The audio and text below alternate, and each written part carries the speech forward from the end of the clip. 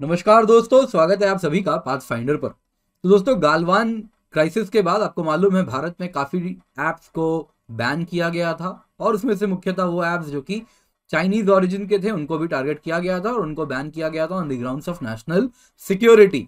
तो अब इसी सिलसिला को आगे बढ़ाया जा रहा है और आज ऐसी न्यूज़ आ रही है कि 54 चाइनीज ऐप्स, जिसमें से बहुत फेमस आपके सामने गरीना फ्री फायर, उसको भी बैन किया गया है। तो आज हम चर्चा करेंगे कि आखिरकार ऐप्स को कैसे बैन किया जाता है, नंबर 1।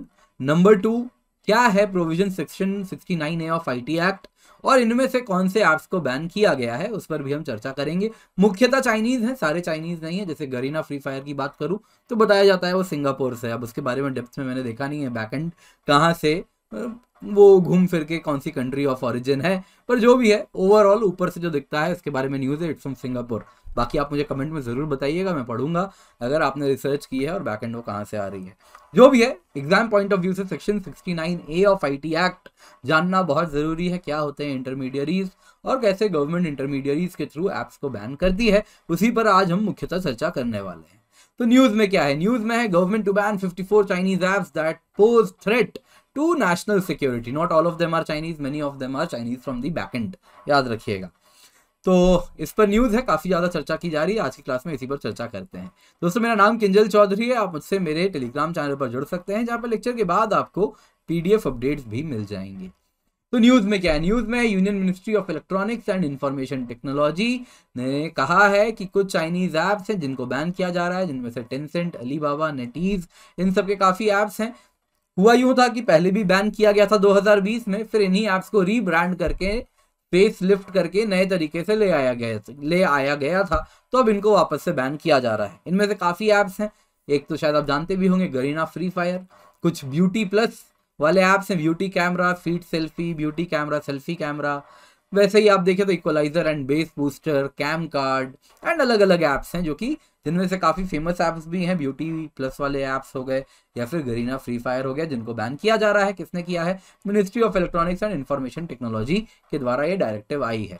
तो हुआ यूं कि बैन के पीछे जो कारण बताया जा रहा है कि union ministry of electronics and information technology ने मिनिस्ट्री ऑफ होम अफेयर्स से एक रिक्वेस्ट रिसीव किया कि इन 54 ऐप को ब्लॉक किया जाए, citing emergency provision under the section 69A of the IT Act। तो रिपोर्ट के मुताबिक एमएचए ने जो रिपोर्ट शेयर किया है उसके मुताबिक ये एप्स क्लोन्ड वर्जन है। वो एप्स के जो ऑलरेडी पहले 267 एप्स जिनको ब्लॉक किया गया था, उन्हीं को फेस लिफ्ट करके नए तरीके से नए नाम से वापस लॉन्च किया गया है।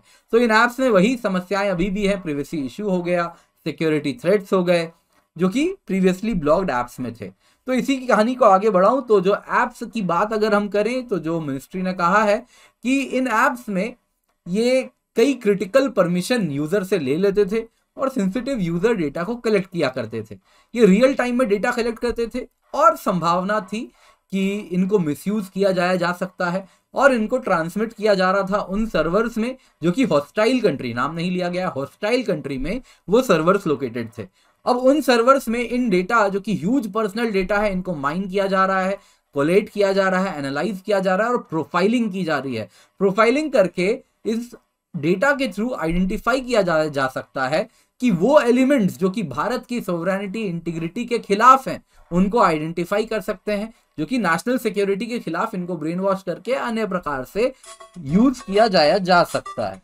तो उनको आप चाहें तो डिट्रीमेंटल टू नेशनल सिक्योरिटी हैं, उन लोगों को हॉस्टाइल एलिमेंट्स हैं एंड उनको किसी भी तरीके से देश के सोवरेनिटी इंटीग्रिटी ऑफ इंडिया के खिलाफ उनको इस्तेमाल किया जाया जा सकता है।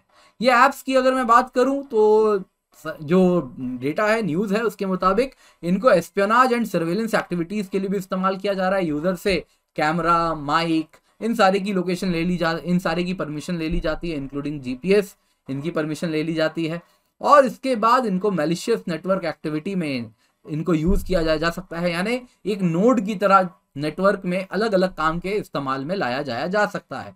इसके सिवा बताया जा रहा है कि ये ऐप्स एलिजिडली उन एक्टिविटीज में भी इंगेज हो रहे थे कुछ जो कि भारत के सोवरेनिटी इंटीग्रिटी के खिलाफ हैं, भारत के डिफेंस में सीरियस थ्रेट पोज करते हैं।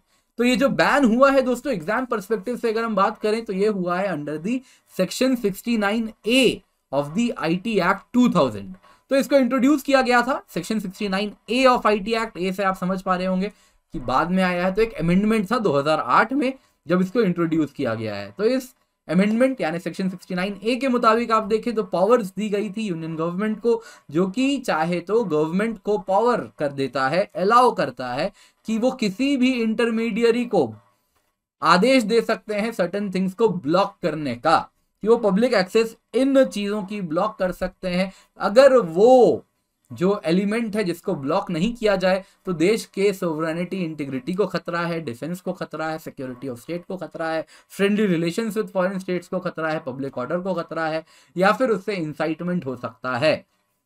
तो इंटरमीडियरीज कौन हुए दोस्तों? इंटरमीडियरीज अगर आप देखें तो ये टेलीकम्युनिकेशन कंपनीज हुए, इंटरनेट सर्विस प्रोवाइडर्स हुए, नेटवर्क ऑपरेटर्स हुए, वेब होस्टिंग सर्विसेज हुए, सर्च इंजिन को लेके थोड़ा सा यहाँ पे मन मुटाव हो रखा है। वैसे सर्च इंजिन भी हैं भारत के मुताबिक, गूगल कोड भी गया हुआ है, तो सर्च इंजिन क्या इंटरमीडियरी है? नहीं है। पेमेंट गेटवेज हुए, तो अगर हम प्ले स्टोर, अगर हम ऐप्स की बात करें तो प्ले स्टोर गूगल का है, वैसे ही ऐप स्टोर एप्पल का है, तो वो सब भी एक प्रकार के इंटरमीडियरी हुए जिनके द्वारा एप्स को डिसेमिनेट किया जा रहा है। तो section 69A of IT act 2000 intermediaries पर, यानी इस कंटेक्स्ट में play store and app store पर कुछ ऑब्लिगेशन लगाती है। सैमसंग के केस में सैमसंग स्टोर हो गया, अगर सैमसंग का भी अपना स्टोर रहता है प्ले स्टोर के सिवा, तो ऑब्लिगेशंस है इंटरमीडियरी पर कि इंटरमीडियरीज को अगर हम देखें तो जो सरकार आदेश दे रही है, डायरेक्शन दे रही है, वो पालन करना होगा। इसके सिवा अगर सरकार कह रही है कि हमें कोई चीज मॉनिटर करनी है तो इंटरमीडियरी को मदद करना होगा इस प्रकार के मॉनिटरिंग में। इसके सिवा अगर आदेश दिया जा रहा है कि किसी चीज को ब्लॉक करनी है, प्ले स्टोर को आदेश दिया गया कि सर्टेन एप्स को ब्लॉक करने हैं, तो उनको फॉलो करना होगा। अगर वो नहीं करते हैं तो क्या होगा? तो उन पे पनिशमेंट उन पर लग सकती है, फिर वो चाहे prison term of up to 7 years भी हो सकता है और फाइन भी होगा। तो इस प्रकार से आप देखें तो इंटरमीडियरीज को control section 69A of IT act 2000 सरकार के हाथों में सौंपती है। तो दोस्तों वो कहना चाहूंगा, अनअकैडमी में ultimate prelims and CSAT test series हम रन कर रहे हैं, तो आप देख सकते हैं ये टेस्ट सीरीज है। आप देख सकते हैं 28 टेस्ट है जिसमें 20 जीएस और 8 सीसैट के टेस्ट हैं, 3149 रुपए में है। वहीं अगर आप 12 महीने के लिए 56 टेस्ट लेते हैं, ये 6 मंथ्स के लिए ही थी, 12 महीने वाली 56 टेस्ट है, 40 जीएस 16 सीसैट, इसकी कीमत है 4409 रुपए। ये तब है जब आप KC10 कोड का इस्तेमाल करते हैं।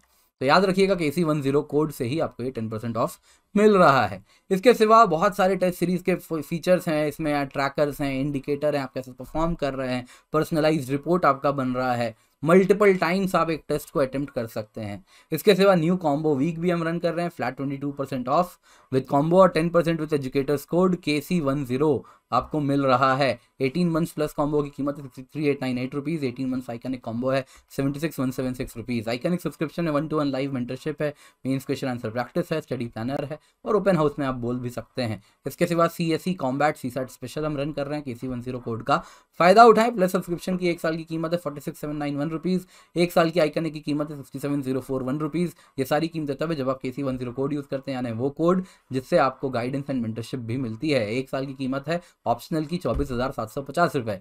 लोन की भी फैसिलिटी है, नीचे लिंक मिलेगा, लोन के लिए अप्लाई आप कर सकते हैं। 1-to-1 लाइव मेंटरशिप भी मिलती है आइकनिक में, बहुत ज़बरदस्त बेनिफिट है।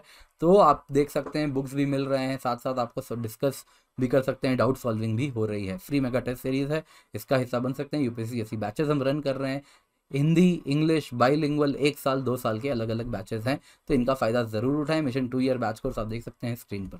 Thank you so much for joining, have a great day.